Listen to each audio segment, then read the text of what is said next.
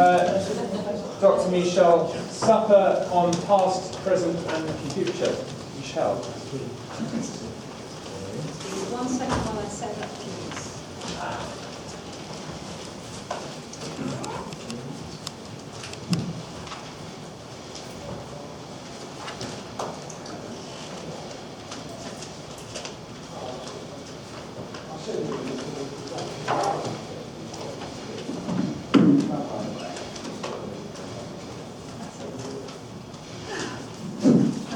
Okay, can everyone hear me?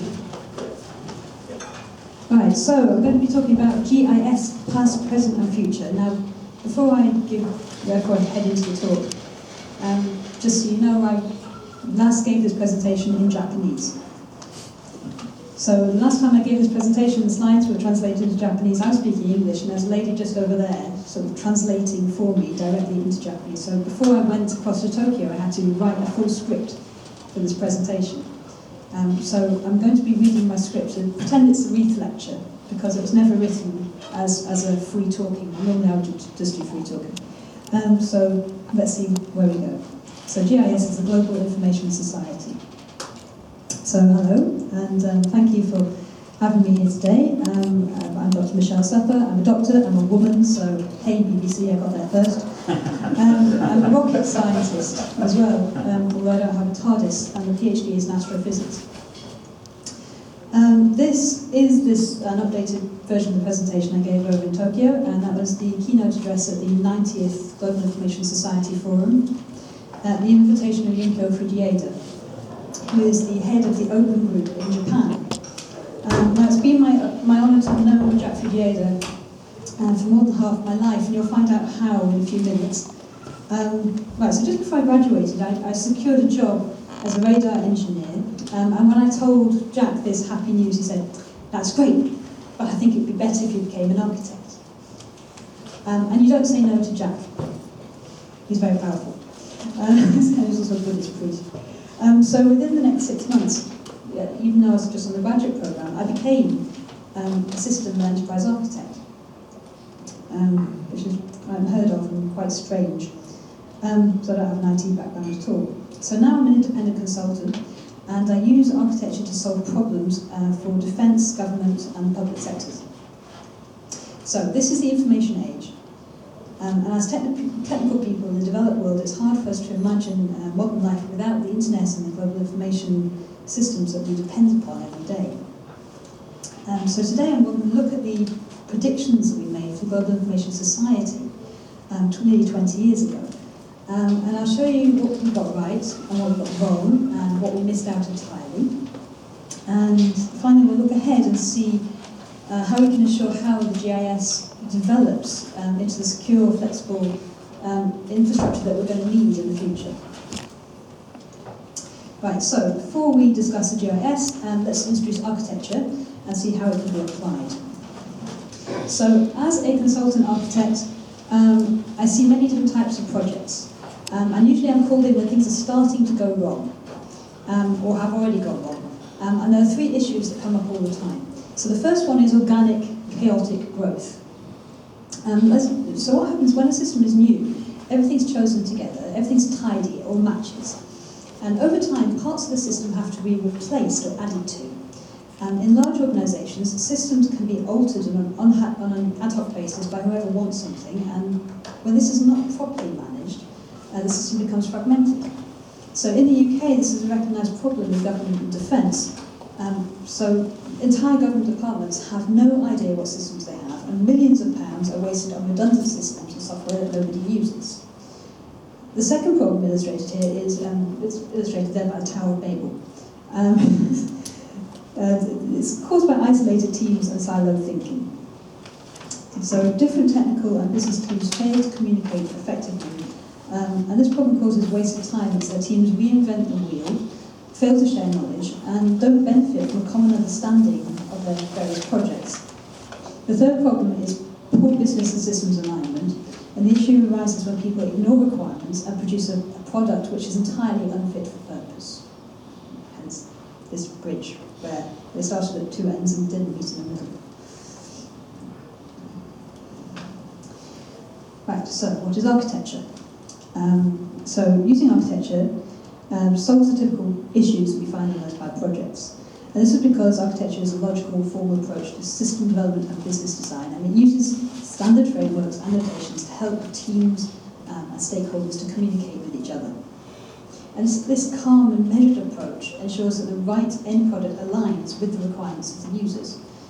Essentially, architecture is about getting it right on purpose, and I have to thank Tom Graves for that line, because that's what it is, and probably his best. And to understand architecture in practice, let's look at 3 examples of projects that I've actually worked on. Right, so the first example is Watchkeeper. It failed.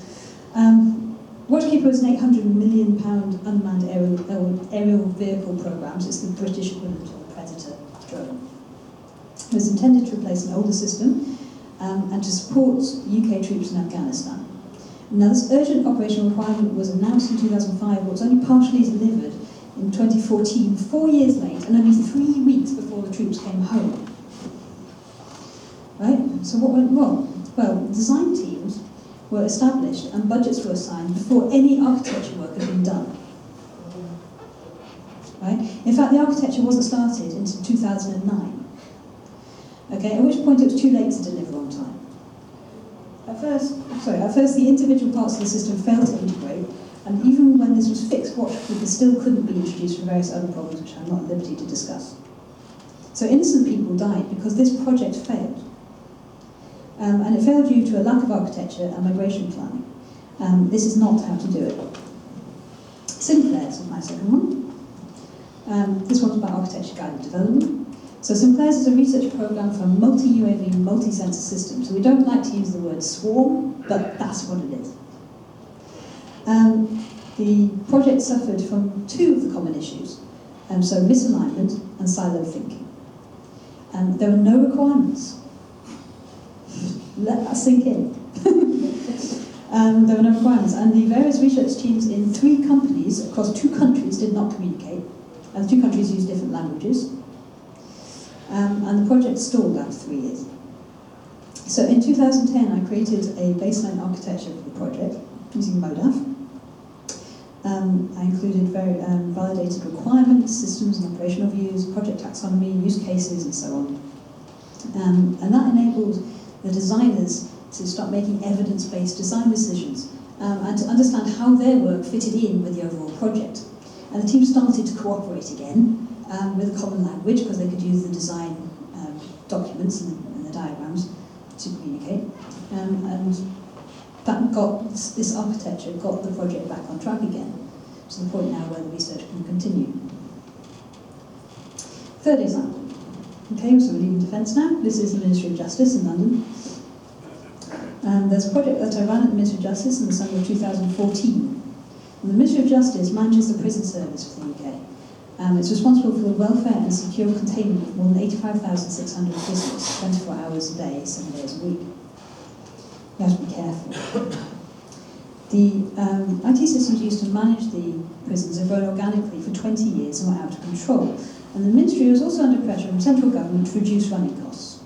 So my team analysed 31 applications used by the prison service using TOGAF to align business and IT and to identify duplicated and redundant systems.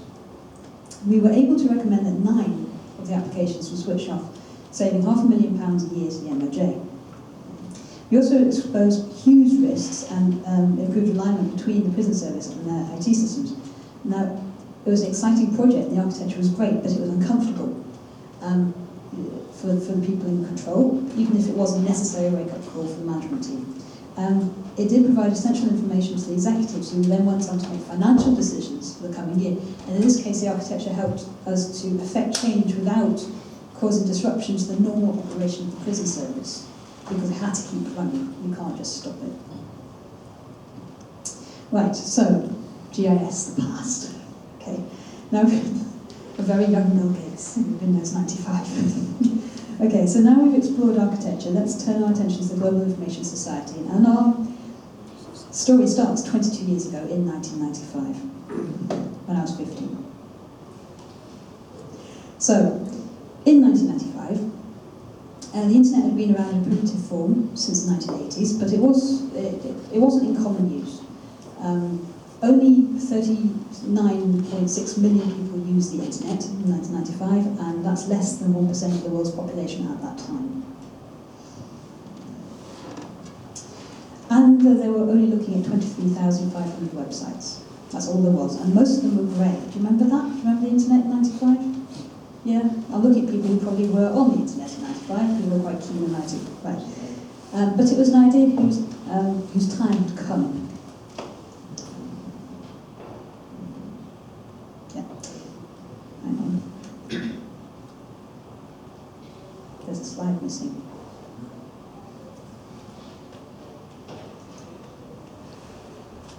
Okay. Anyway, so right. So there was a meeting. That's the event slide. There was a meeting that happened. There was the G7 Business Roundtable discussion. So at this meeting, Mr. Asarakawa, who was the he was in charge of Sega Enterprises. He was the chairman, which at the time was running high with Sonic the Hedgehog. Do you remember Sonic the Hedgehog? Okay, so at this meeting, the G7 roundtable discussion, he stood up and he said, adults should find out the true needs and visions of the children because they will be the future users of the global information infrastructure.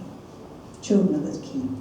And he proposed that an event should be held to bring the children of the world together to discuss new technology. This is going to be the GII Junior Summit, the Global Information Infrastructure Junior Summit. So a competition was announced, and kids around the world wrote essays on various subjects, and all these essays went in, they were judged. An entrance composed music, for the music team. 41 winners were chosen, aged between 12 and 18, from 10 different countries, and I was one of them. So I was chosen to represent the UK, and this is me here, standing next to Jack Yoda.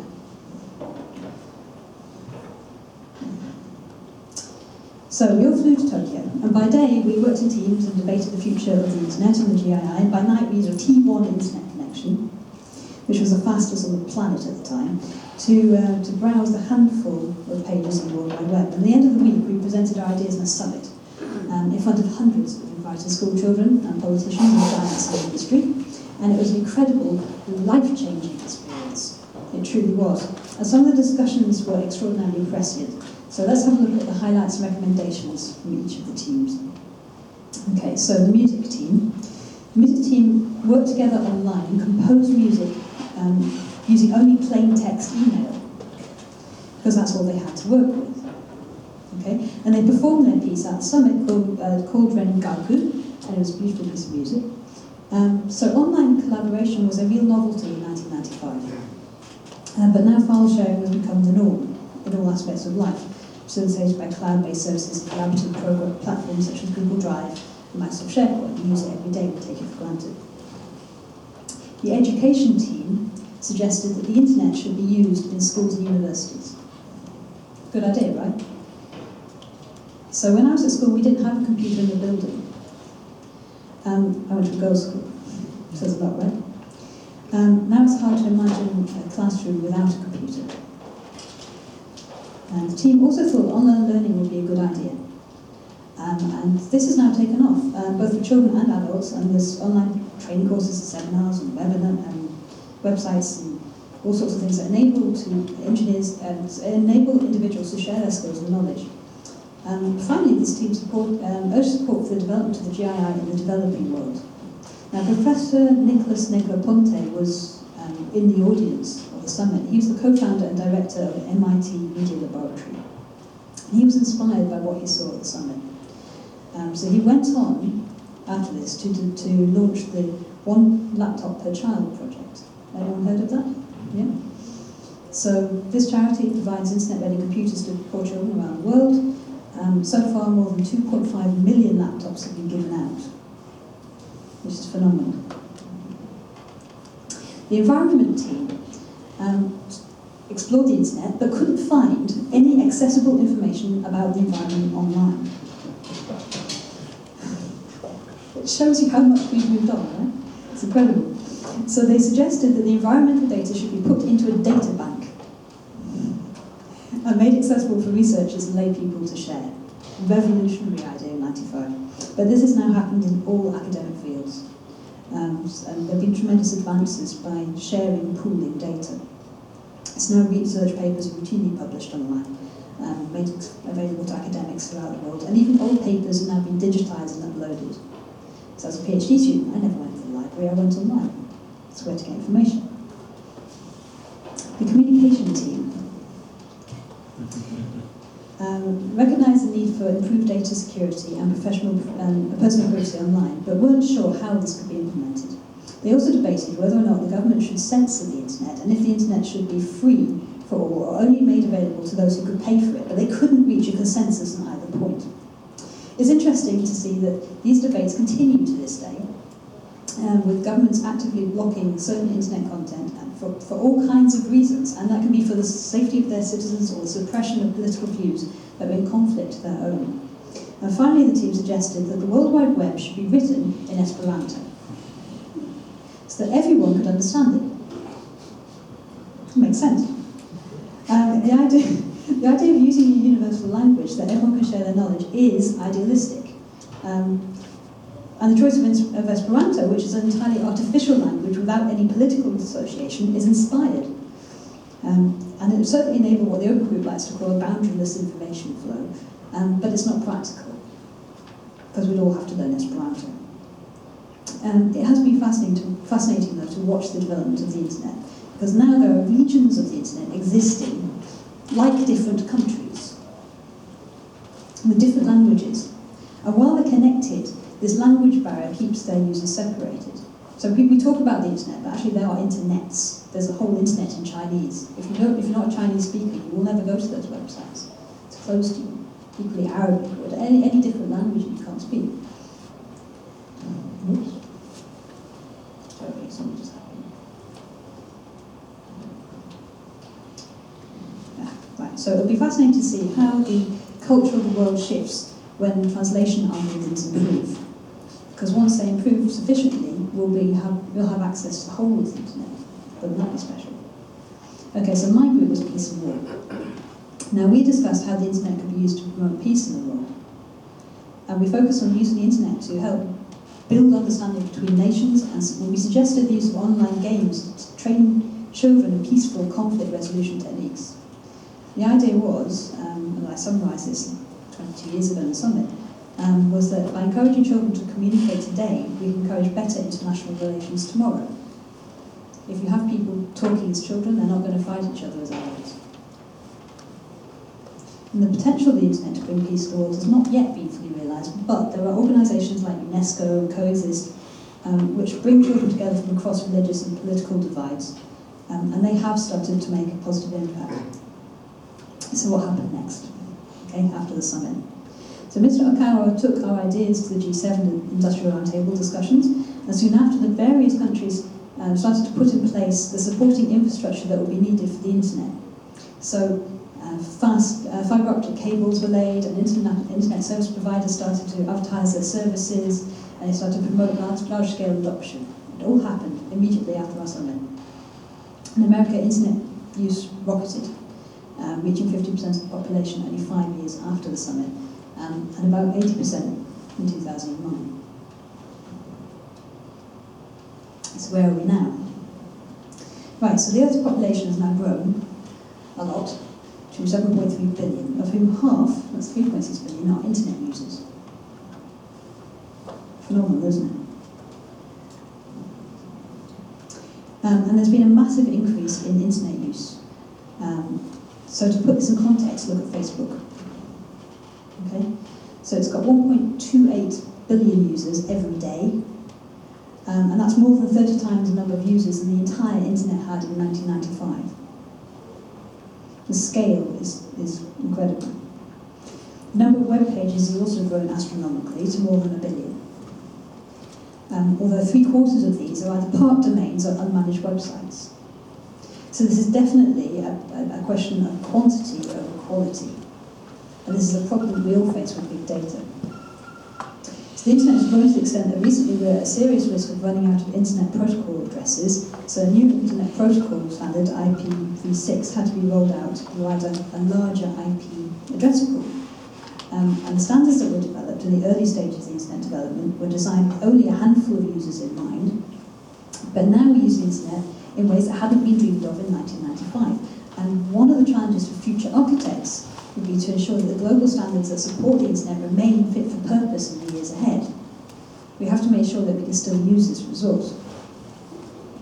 Right, so, a little over 20 years now from the summit, we have the benefit of hindsight. What happened that we didn't predict? Well, we didn't foresee the media revolution. Okay, so the internet has displaced traditional media in order of increasing bandwidth. So first text and newspapers, then music, and then finally film. It's broken the commercial model, so in the last few years, physical stores like HMV and Blockbuster Video and Borders have closed, and now they're being replaced by their online equivalents. So you have BBC iPlayer, you have the YouTube, you have Apple iTunes, Spotify, Netflix, Amazon, BBC, and Wikipedia. Right? So we consume data and share it differently, and we've seen this cultural shift towards 24-hour rolling news, music downloads, and films on demand. But most of all, as individuals, we become information rich, and we assume a right to data, and we expect accurate information to be available instantly. If we want a book, we download it. If you have a question, we Google it. And the sum total of human knowledge is available to us online. And social media has also emerged. So we have email, Skype, social media services such as Twitter and Facebook. And they've provided new ways of interacting, they've redefined friendship.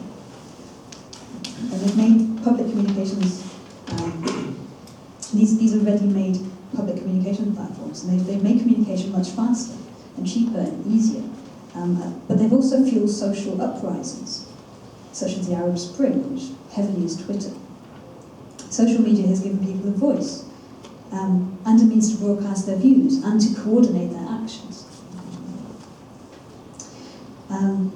We're also dependent on the internet to conduct our business affairs. So banks and financial markets now rely on the internet, more so with blockchain, and using it for trading and cash transfers.